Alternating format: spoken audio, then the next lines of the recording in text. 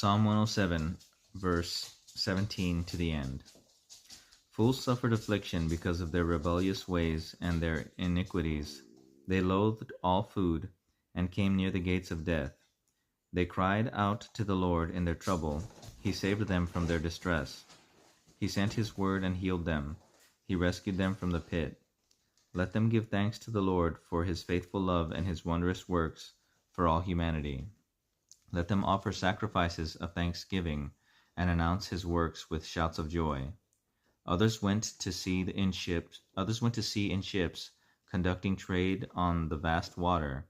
They saw the Lord's works, his wondrous works in the deep. He spoke and raised a stormy wind that stirred up the waves of the sea, rising up to the sky, sinking down to the depths, their courage melting away in anguish. They reeled and staggered like a drunkard, and all their skill was useless. Then they cried out to the Lord in their trouble, and he brought them out of their distress. He stilled the storm to a whisper, and the waves of the sea were hushed. They rejoiced when the waves grew quiet. Then he guided them to the harbor they longed for. Let them give thanks to the Lord for his faithful love and his wondrous works for all humanity.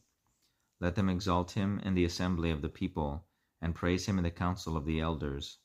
He turned rivers into desert, springs into thirsty ground, and fruitful land into salty wasteland, because of the wickedness of its inhabitants. He turned a desert into a pool, dry land into springs. He causes the hungry to settle there, and they establish a city where they can live. They sow fields and plant vineyards that yield a fruitful harvest. He blesses them, and they multiply greatly. He does not let their livestock decrease. When they are diminished and are humbled by cruel oppressors in sorrow, he pours contempt on nobles and makes them wander in a trackless wasteland. But he lifts the needy out of their suffering and makes their families multiply like flocks.